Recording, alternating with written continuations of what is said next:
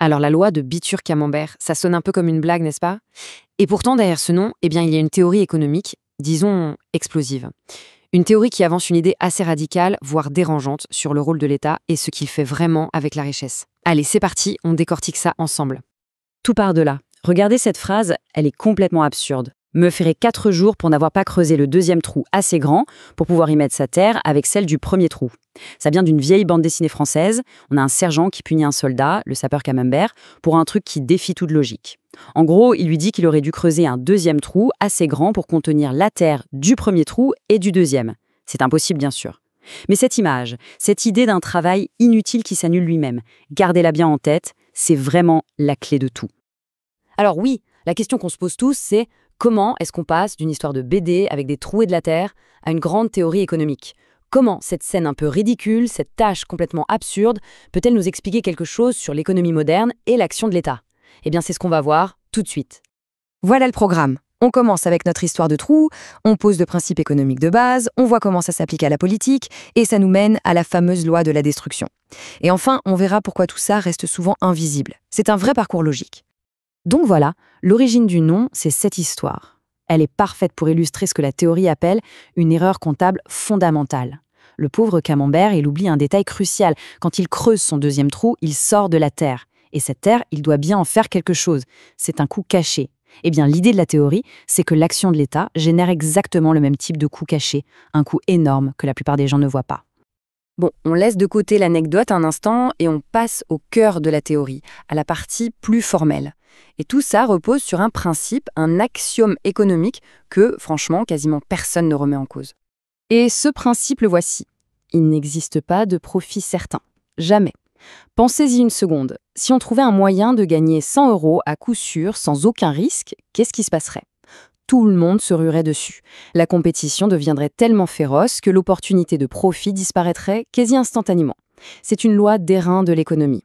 Ça marche pour la finance, pour le commerce et, c'est là que ça devient intéressant, pour la politique aussi. Ok, et c'est là vraiment que tout bascule. On va prendre ce principe de pas de profit certain et on va l'appliquer au monde de la politique. Accrochez-vous. Voilà comment ça marche, selon la théorie. Quand l'État intervient, par des impôts, des réglementations, peu importe, et qu'il déplace de la richesse d'un groupe à un autre, il crée ce qu'on peut appeler un prix ou un butin. Ça peut être une subvention, un monopole, une aide, bref, un paquet d'argent ou un avantage qui est là à prendre. Et qu'est-ce qui se passe quand il y a un prix à gagner? Eh bien, tout le monde se met à jouer pour l'obtenir. Une compétition féroce s'engage. Et là, on arrive au point absolument central de toute la démonstration.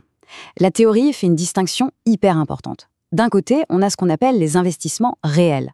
C'est quand on construit une usine, on invente un nouveau produit, bref, on crée de la richesse nouvelle pour tout le monde.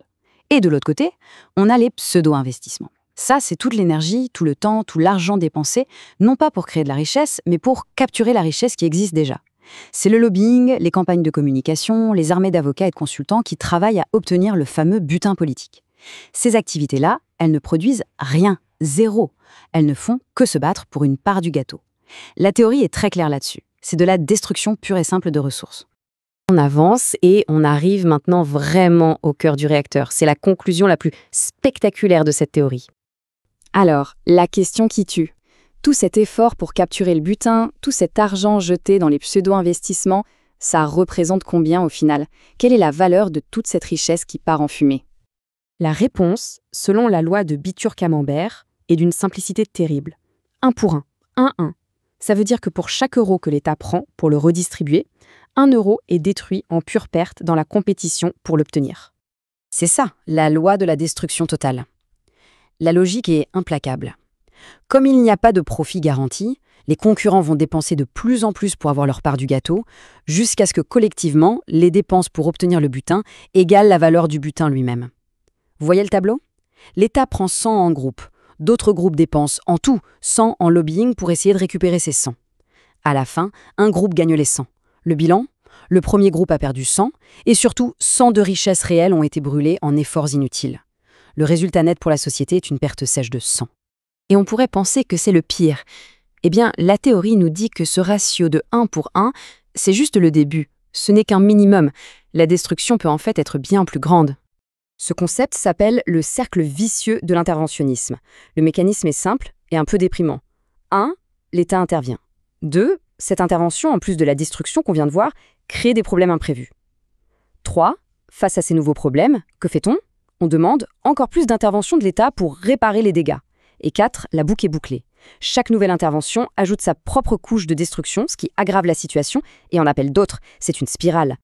Bon, là, il y a forcément une objection qui vient à l'esprit. Si c'est vrai, si une telle quantité de richesse est détruite en permanence, mais pourquoi est-ce qu'on ne le voit pas? Pourquoi ça ne saute pas aux yeux de tout le monde? L'explication principale avancée par la théorie tient en 2 mots, l'illusion fiscale. C'est un biais cognitif. L'idée, c'est que tous les systèmes est tellement opaques, tellement complexes, qu'il est quasiment impossible de faire le lien entre ce qu'on paie en impôts et ce qu'on perd réellement en retour. Les coûts sont diffus, invisibles, tandis que les bénéfices de la redistribution sont très visibles pour ceux qui les reçoivent. Et cette illusion, elle est entretenue par plusieurs choses. D'abord, une erreur de calcul de base. On pense que le coût d'une politique, c'est juste le budget alloué. Mais on oublie le coût caché, les fameux pseudo-investissements. Ensuite, les statistiques publiques sont biaisées. On calcule la valeur d'un service public par ce qu'il coûte, pas par sa valeur réelle. Ajoutez à ça le fait que les décideurs sont rarement tenus responsables des conséquences négatives. Et pour finir, il y a ce qu'on nomme l'ignorance rationnelle. Franchement, pourquoi est-ce qu'on passerait des heures à décortiquer tout ça alors que notre pouvoir de changer les choses est quasi nul? Il est rationnel de rester ignorant. Et voilà, on a fait le tour, on revient à notre sapeur camembert et à ses 2 trous. La conclusion de la théorie est que l'État, dans son activité de redistribution, fait exactement la même chose. Il brasse de l'air, déplace des richesses, crée une activité énorme et très visible, mais le résultat final, c'est comme creuser un 2e trou pour mettre la terre du premier. C'est une opération à somme négative, une perte sèche, cachée par toute l'agitation. Forcément, cette analyse nous laisse sur une question assez vertigineuse. Si ce principe est vrai, si la compétition pour un prix finit par détruire une valeur équivalente à ce prix, où d'autres est-ce que ça pourrait s'appliquer? Pensez aux guerres, aux conflits juridiques interminables, aux rivalités au bureau pour une promotion. Est-ce qu'on ne retrouve pas partout ce même mécanisme de destruction? C'est une pensée qui, une fois qu'on l'a en tête, est assez difficile à ignorer. Voilà qui donne matière à réfléchir.